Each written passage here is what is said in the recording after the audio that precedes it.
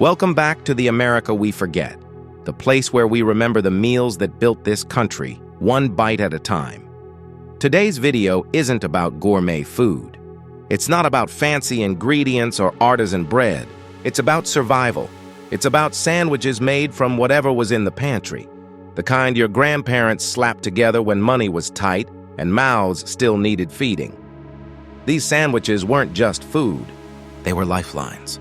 They were lunchboxes packed with love, even when the fridge was nearly empty. So let's take a walk down memory lane, through 10 forgotten poor man's sandwiches your grandparents ate to survive. Number 1, Ketchup Sandwich, the red spread of desperation. It sounds strange today, but back then a ketchup sandwich was a real meal.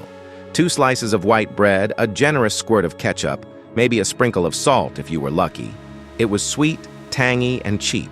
Kids ate it after school. Adults packed it for work, and nobody complained because it was something. Sometimes it was toasted, sometimes it was cold, but it always reminded folks that even a condiment could become a meal when times were tough. Number 2, Potted Meat Sandwich, the pantry's secret weapon. Potted meat came in a small can, salty, mushy, and mysterious. You didn't ask what was in it. You just spread it on bread and kept moving. It was survival food, shelf-stable, cheap, and packed with enough protein to keep you going.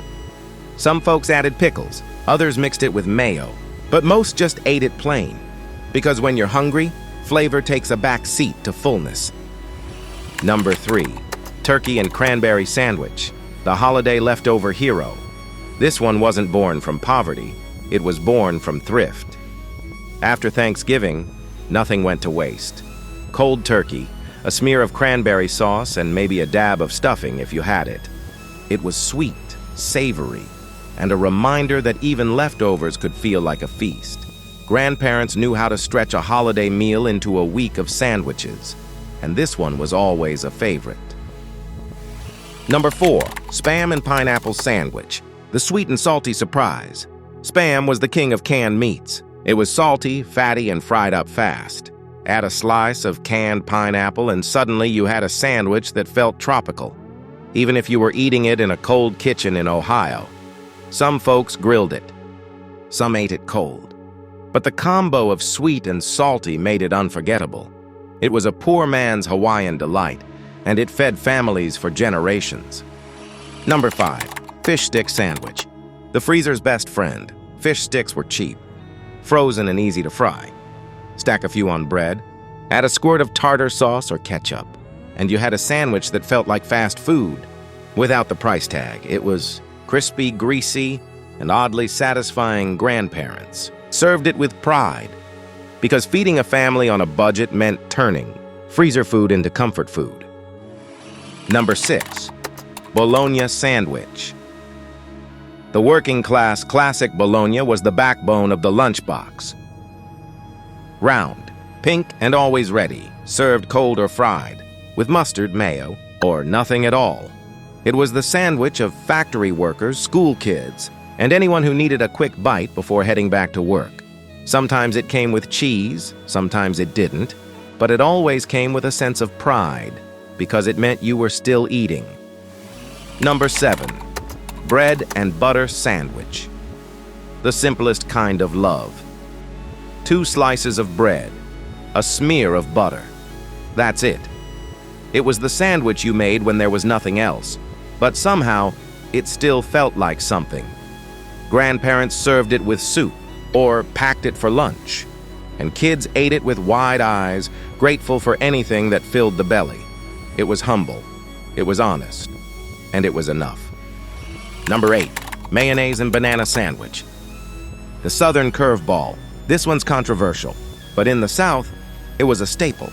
Soft white bread, a ripe banana, and a generous smear of mayo. It was creamy, sweet, and surprisingly good if you grew up with it. Grandparents swore by it, and kids learned to love it, one bite at a time. Number 9, Onion Sandwich, the sharp bite of survival. Raw onion, white bread, a little salt. That's all it took. It was strong. It was bold. and it cleared your sinuses in one bite. Grandparents ate it with coffee or packed it for work, and it reminded everyone that flavor didn't have to be fancy. It just had to be there. Number 10, peanut butter and jelly sandwich, the sweet standard. It may not sound poor today, but back then, peanut butter and jelly was a luxury. It lasted long. It filled you up, and it tasted like childhood. Grape jelly, crunchy peanut butter, or whatever was on sale. It was the sandwich that showed up in lunchboxes, on dinner plates, and in late-night snacks, and it never went out of style.